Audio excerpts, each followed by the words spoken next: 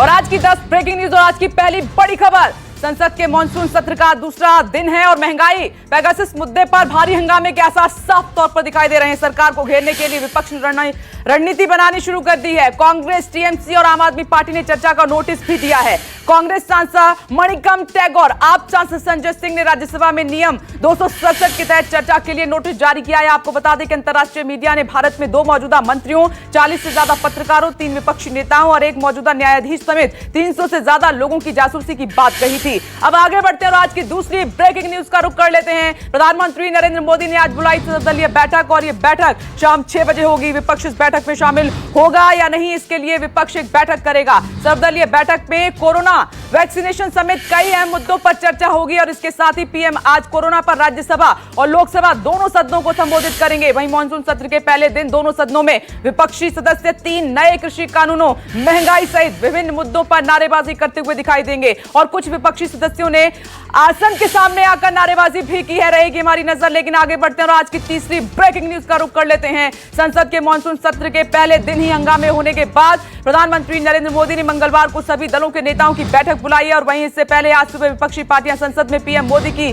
बुलाई गई मीटिंग में शामिल होना है या नहीं, इस पर फैसला करेंगे और विपक्षी दलों की यह बैठक थोड़ी देर में शुरू होने जा रही है। बैठक में संसद में सरकार को घेरने पर रणनीति बनेगी और साथ ही पेगासस के आरोपों को लेकर भी रणनीति तय की जाएगी। कांग्रेस ने पीएम मोदी को भी पेगासस मामले में जांच के दायरे में लाने की बात कही है और साथ ही कांग्रेस नेताओं ने गृह मंत्री अमित शाह का इस्तीफा भी मांगा है। आगे बढ़ते हैं आज की चौथी बड़ी खबर का रुख कर लेते हैं। One nation one ration card योजना लागू करनेगी दिल्ली सरकार और इस फैसले से उन प्रवासी मजदूरों को फायदा मिलेगा जिनके पास दूसरे राज्य के राशन कार्ड हैं। दिल्ली सरकार ने पीडीएस कार्ड धारकों को मुफ्त राशन वितरित करने के लिए one nation one ration card योजना लागू करने का फैसला लिया है। दिल्ली के खाद्य और आपूर्ति मंत्री इमरान हुसैन ने योजना को लागू करने के लिए बयान भी जारी किया है। अब आगे बढ़ते हैं, एक और बड़ी खबर का रुख कर लेते हैं और ये 5वीं ब्रेकिंग न्यूज आपकी टीवी स्क्रीन पर।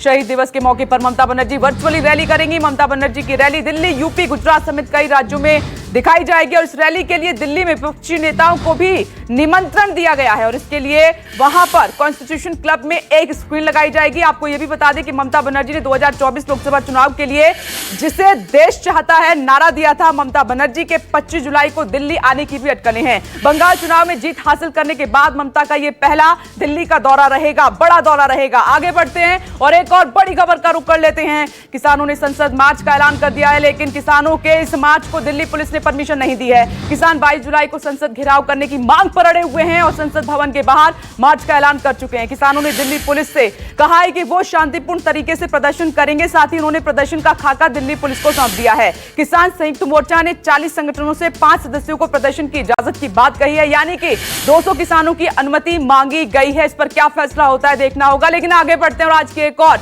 बड़ी और अहम खबर का रुख कर लेते हैं। 7वीं ब्रेकिंग न्यूज, मुंबई में शिल्पा शेट्टी के पति राज कुंद्रा को गिरफ्तार कर लिया गया है। मुंबई क्राइम ब्रांच की प्रॉपर्टी सेल ने 3 घंटे की पूछताछ के बाद राज कुंद्रा को गिरफ्तार किया। अश्लील फिल्म बनाने और रिलीज करने के मामले में यह गिरफ्तारी उनकी हुई है। इस मामले में क्राइम ब्रांच ने फरवरी में केस दर्ज किया था।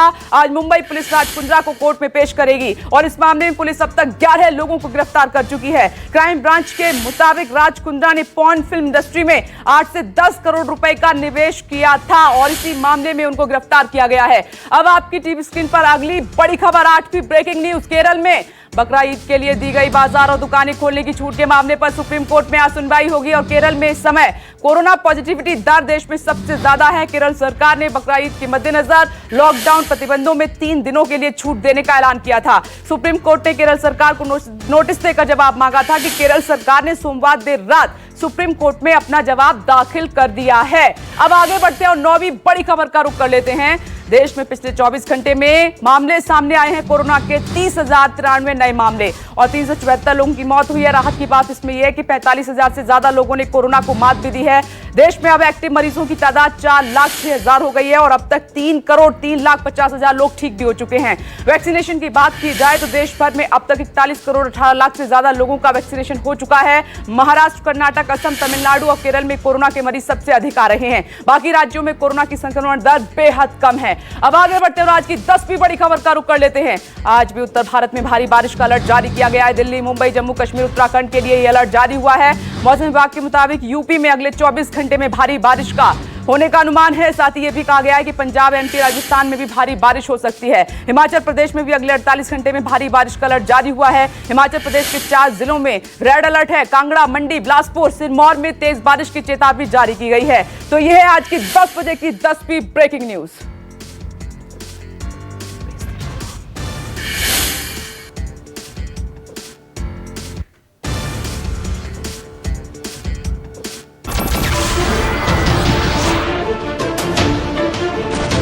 नमस्कार, मैं हूं मानक गुप्ता।